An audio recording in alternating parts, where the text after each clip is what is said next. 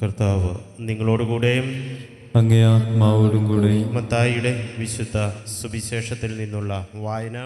കർത്താവേ, അങ്ങേക്ക് മഹത്വം.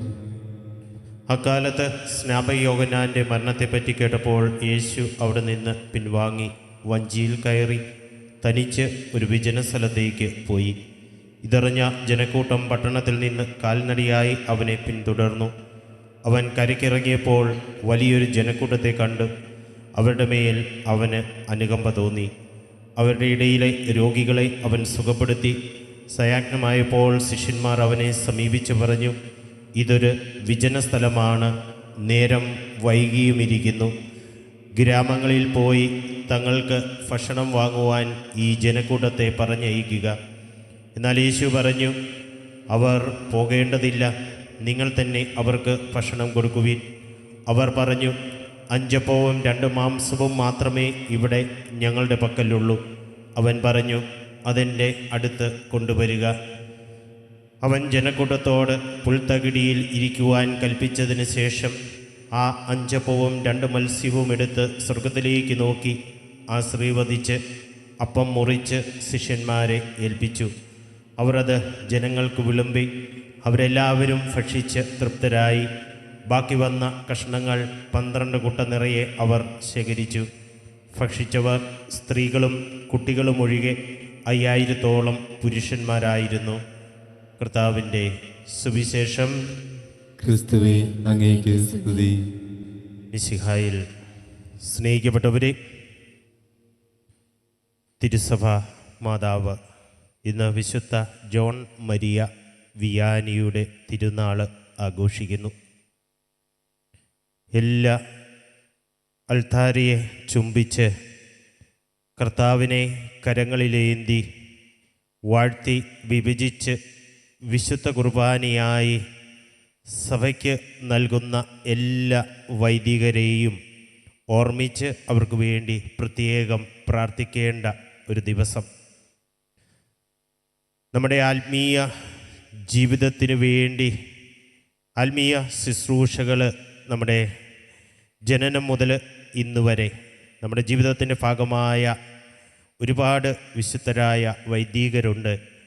ഇന്ന് നമുക്ക് വേണ്ടി ആത്മീയ പ്രയത്നങ്ങൾ നടത്തുന്ന വൈദികർ, ഇവരെല്ലാം ഓർമ്മിച്ചുകൊണ്ട് പ്രത്യേകം ഇവർക്ക് വേണ്ടി പ്രാർത്ഥിക്കേണ്ട ഒരു ദിവസമാണ് ഇന്ന്. ഈ വിശുദ്ധ കുർബാനയിൽ നമ്മളായിരിക്കുമ്പോൾ എല്ലാ വൈദികർക്കും വേണ്ടി നമുക്ക് പ്രത്യേകം പ്രാർത്ഥിക്കാം. കരീസ് ഭവനിൽ ആത്മീയ ശുശ്രൂഷ നടത്തുന്ന എല്ലാ വൈദികരെയും പ്രത്യേകം നമുക്ക് പ്രാർത്ഥിക്കാം. അതുപോലെ തന്നെ നമ്മുടെ രൂപതയിലുള്ള എല്ലാ വൈദികരെയും പ്രത്യേകം ഓർമ്മിച്ച് അവർക്ക് വേണ്ടി പ്രാർത്ഥിക്കുക. പ്രിയമുള്ളവരെ, ഇന്നത്തെ സുവിശേഷത്തിലേക്ക് കടന്നു വരുമ്പോൾ വിജനമായ ഒരു പ്രദേശത്ത് ഭക്ഷിക്കുവാനായിട്ട് ഒന്നുമില്ലാത്ത ഒരു ജനതയെ നോക്കി അനുകമ്പയോടെ നിങ്ങൾക്കുള്ളവയെ എൻ്റെ അടുത്തേക്ക് കൊണ്ടുവരുവിനെന്ന് പറഞ്ഞ കർത്താവിനെയാണ് നമുക്ക് കാണുവാനായിട്ട് സാധിക്കുക. അവർ പറഞ്ഞു, ഇവരെയൊക്കെ പട്ടണത്തിലേക്ക് പറഞ്ഞയക്കുക. നമ്മുടെ കയ്യിൽ 5 അപ്പവും 2 മീനും മാത്രമേ ഉള്ളൂ. 5000-ഓളമുള്ള പുരുഷന്മാരും അതിലേറെയുള്ള സ്ത്രീകളും കുട്ടികളുമൊക്കെ ഇവിടെ തടിച്ചു കൂടിയിരിക്കുന്നു.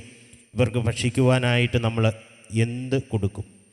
ഈശോ പറഞ്ഞു, നിങ്ങളുടെ കരങ്ങളിലുള്ള ആ 5 അപ്പം, ആ 2 മീന് എൻ്റെ അടുത്തേക്ക് കൊണ്ടുവരിക.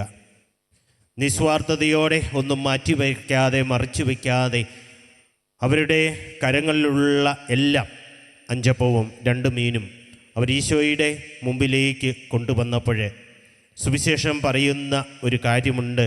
അവൻ അത് വാഴ്ത്തി വിഭജിച്ച് ശിഷ്യന്മാരെ ഏൽപ്പിച്ചിട്ട് പറഞ്ഞു, ഇത് നിങ്ങൾ എല്ലാവർക്കുമായിട്ട് വിളമ്പിക്കൊടുക്കുക. എല്ലാവരും ഭക്ഷിച്ച് തൃപ്തരായതിനു ശേഷം സുവിശേഷത്തിൽ നമ്മൾ കാണുന്നുണ്ട് 12 കുട്ട നിറയെ അവർ ബാക്കി വന്ന അപ്പവും മത്സ്യങ്ങളും ശേഖരിച്ചു എന്ന്.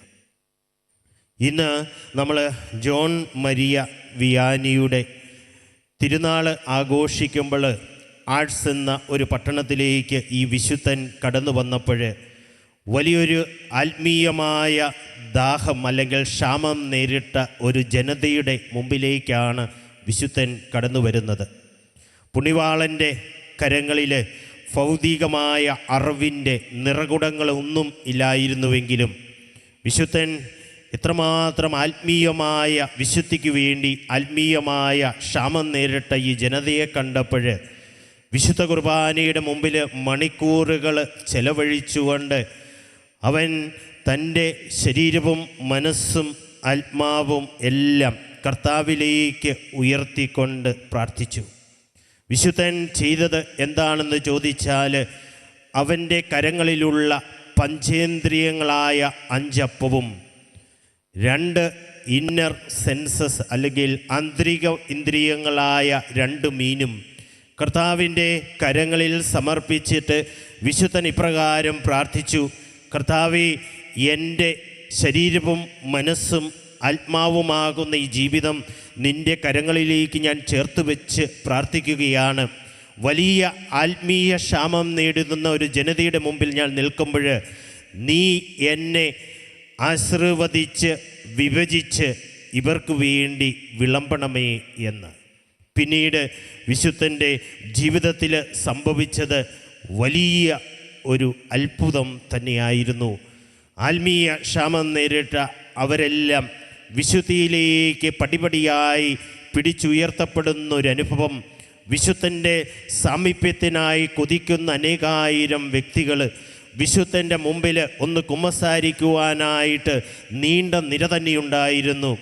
ഭക്ഷണം കഴിക്കുവാനോ അല്ലെങ്കിൽ ഒരൽപ്പം വിശ്രമിക്കുവാനോ പോലും സമയം കിട്ടാതെ വലിയ ആത്മീയ ചൈതന്യത്താൽ നിറഞ്ഞ് എല്ലാവരെയും വിശുദ്ധിയിലേക്ക് കൈപിടിച്ചുയർത്തുന്നൊരു വിശുദ്ധൻ്റെ ചരിത്രം ഇന്ന് സഭയിലുണ്ടെങ്കിൽ അവനെ പൂർണ്ണമായിട്ട് കർത്താവിന് വിട്ടുകൊടുത്തപ്പോൾ കർത്താവ് അവനെ വാഴ്ത്തി വിഭജിച്ച് അത് അവനെ ഫലമേൽപ്പിച്ചിരിക്കുന്ന ജനതയ്ക്ക് വേണ്ടി പങ്കുവയ്ക്കുവാനായിട്ട് വിളമ്പുവാനായിട്ട് വിട്ടുകൊടുത്തപ്പോഴാണ്.